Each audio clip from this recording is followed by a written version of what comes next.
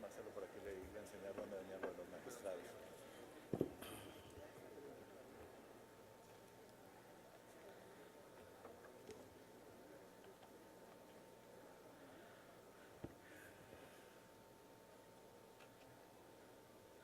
Hemos reiterado que no participaremos de esta farsa legislativa.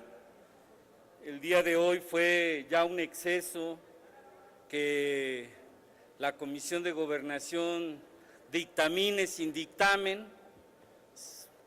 No es verbigracia ni es realidad. Miren, esta Ley General de Instituciones y Procedimientos Electorales abroga el actual COFIPE y sus prisas legislativas generadas por la dinámica impuesta por el acuerdo político del PRI, del PAN y del PRD, conjuntamente con el Poder Ejecutivo Federal, violenta el proceso legislativo que podría, cuando menos, haber generado espacio de análisis y evaluación de los cambios a los procedimientos electorales para el proceso electoral del 2015.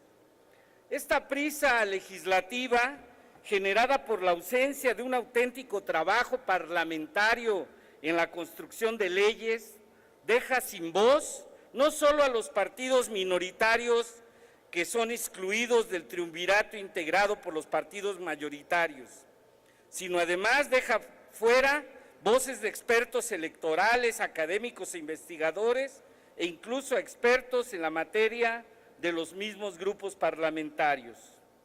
Esta práctica legislativa que aparentemente se había borrado a partir de la supuesta derrota del PRI en la elección del 2000, se ha retomado con nuevos bríos, no solo porque el PRI ha vuelto al poder presidencial, sino porque vuelve en un ambiente en el cual los supuestos partidos de oposición se encuentran con ambientes internos, con órganos de dirección carentes de ética y totalmente infiltrados por la corrupción. De los resultados de la revisión de cómo los gobiernos panistas dejaron la administración pública federal, se desprenden elementos para callar desacuerdos y pactar estabilidad en la vida interna de Acción Nacional para aprobar las reformas secundarias a las reformas constitucionales del primer año del ejercicio de Peña Nieto. De nueva cuenta la oposición, entre comillas, es doblegada por el acuerdo político más allá de la construcción de discursos que pretenden justificar cambios político-electorales que garanticen elecciones libres y auténticas. No se engañen, diputados de la supuesta oposición al Partido Revolucionario Institucional. Las reglas que ahora anuncian con bombo y platillo, reitero, es un gatopardismo que no garantiza un marco de competencia electoral equitativo, transparente y público. Con la reforma no se logra contener a los poderes fácticos en las entidades federativas, no se logra la supuesta autonomía de los órganos electorales locales del poder de los gobernadores de los estados y de los caciques regionales. Continuamos correctamente hacia la balcanización.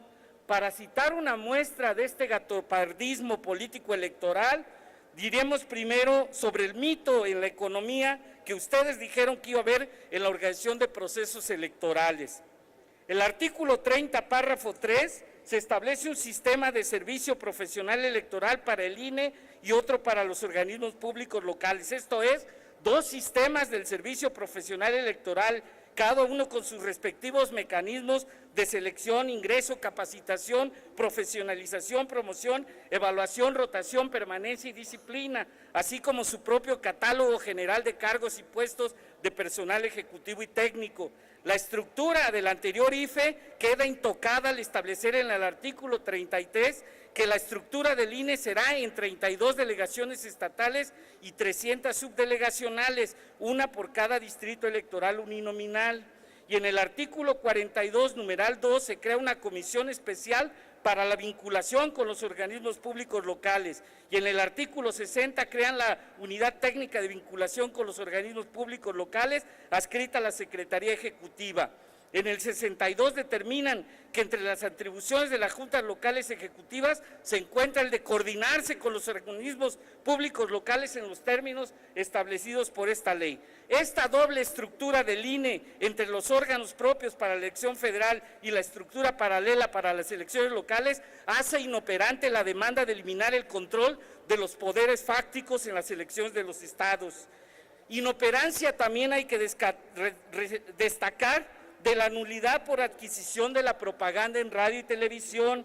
El día de ayer, este Pleno aprobó la reforma al inciso B del tercer párrafo del 41 constitucional de la Constitución, por el cual se establece como causal de nulidad la compra o adquisición de cobertura informativa o a tiempos en radio y televisión fuera de los supuestos previstos en la ley, supuesto de nulidad que resulta inoperante de acuerdo a las reformas que se proponen a la Ley General de Medios de Impugnación en materia electoral, que se encuentran en el artículo 2 del decreto que se discute, en el capítulo 6 de la nulidad de las elecciones federales y locales, en el artículo 78 bis, numeral 6 de la Ley de Medios, se establece que para efectos de nulidad, y dice, se presumirá que se está en presencia de cobertura informativa cuando tratándose de programación y de espacios informativos o noticiosos, sea evidente que por su carácter reiterado y sistemático se trata de una actividad publicitaria dirigida a influir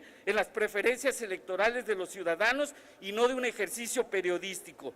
Y en el segundo párrafo del numeral 6 del citado 78 bis precisan, a fin de salvaguardar las libertades de expresión e información y al fin de fortalecer al Estado democrático. Culmino, presidente.